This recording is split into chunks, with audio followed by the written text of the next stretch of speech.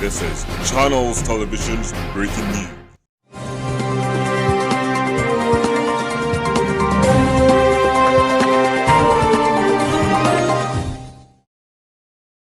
হয় মই বৰ্তমান উপস্থিত আছো আমাৰ ইন্দ্ৰপুৰ জিলাৰ ইন্দ্ৰাণী সমষ্টিৰ ইন্দ্ৰেশ্বৰৰ ঘৰত আজি আমি ড্ৰিম সাইটৰ দৰ্শকক আজিৰ দিনটো বিগ ব্ৰেকিং নিউজ দিবলৈ উলাইছো আৰু আজিৰ দিনটো বিগ ব্ৰেকিং নিউজ হৈছে আমাৰ ৰাজ্যৰ প্ৰথম স্থান দখল কৰা মেট্ৰিকত হাইস্কুল শিক্ষান্ত পৰীক্ষাত প্ৰথম স্থান দখল কৰা আমি ইন্দ্ৰেশ্বৰৰ ঘৰত উপস্থিত হৈছো আহক আমি আপোনালোকে পোনপটীয়াকৈ ইন্দ্ৰেশ্বৰৰ তাত লৈ যাওঁ হয় আমি বৰ্তমান আহি উপস্থিত হৈছো আমাৰ কেমেৰামেন সাদ্দাম হুছেইনৰ সৈতে আমি ইন্দ্ৰেশ্বৰৰ ঘৰত এতিয়া বৰ্তমান আহি উপস্থিত হৈছো আৰু আমি ড্ৰিম সাইটৰ দৰ্শকক আমি পোনপটীয়াকৈ আমি দেখাবলৈ যত্ন কৰিছো এয়া ইন্দ্ৰেশ্বৰৰ বাসগৃহ আৰু আমি ইন্দ্ৰেশ্বৰৰ ঘৰত আহি উপস্থিত হৈছো ভাইটি হয় দাদা শুনিছো তুমি ভাল ৰিজাল্ট কৰিছা হয় কিহত পাছ কৰিলা মেট্ৰিকত আচ্ছা মই আকৌ তোমাক দিবলৈ এটা গামোচা আনিছিলো এ ৰখা বহা বহা পিন্ধা শুনিছো মিডিয়া আহি আছে হয় লগত চামচত গামোচাটো লগাই পপুলাৰিটি অকণ লওঁ কি কয় ভালে এ মজা ভালে কৰিছো ন চালা ইমান কষ্ট কৰি পাছ কৰিলো মই পপুলাৰিটি লাগে ইয়াক কেনেকুৱা ধৰণৰ মানুহ কেনে এইবিলাক ভালকে একেবাৰে লাজ লাগিছে কালামক ভাইটি আহিছে মিডিয়া অকণ মোৰ কথা অকণ ক'বা মই তোমাক কেনেকৈ কি কৰিছিলোঁ অকণ এইবাৰ যদি ভালকৈ হেল্প কৰিব পৰা নাই অহাবাৰ কৰিম নহয় ঠিক আছে ক'বা কিন্তু দেই ঠিক আছে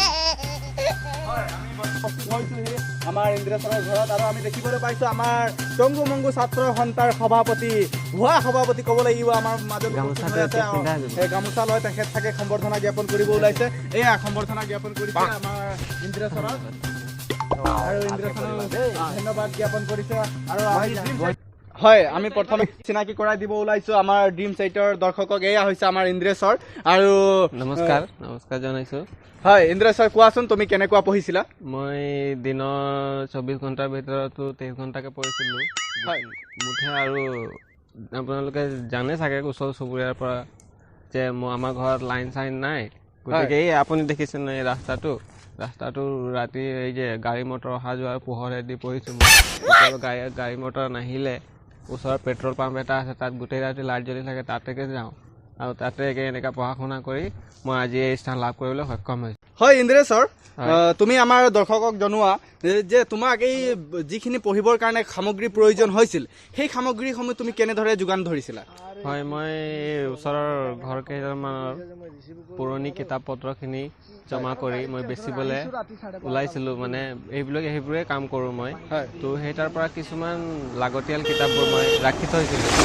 যোনখিনিৰ পৰা মানে মই জ্ঞান আনিব পাৰোঁ তো সেইখিনি কিতাপৰ পৰাই মই পঢ়ি পেলাই এই স্থান পাবলৈ সক্ষম হৈছোঁ আজি হয় আপোনালোকে শুনিছে যে আমাৰ ইন্দ্ৰেশ্বৰ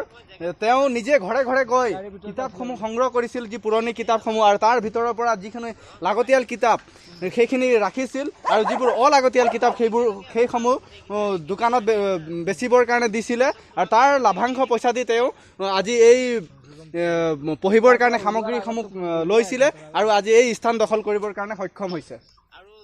আমি ক'বলৈ ওলাইছোঁ অসমীয়াত এষাৰ কথা আছে কিছুমানে কৈছে যে বোকাত পদুম ফুলে আৰু আপোনালোক উদাহৰণস্বৰূপে ল'ব পাৰে এয়া আমাৰ ইন্দ্ৰেশ্বৰক ধন্যবাদ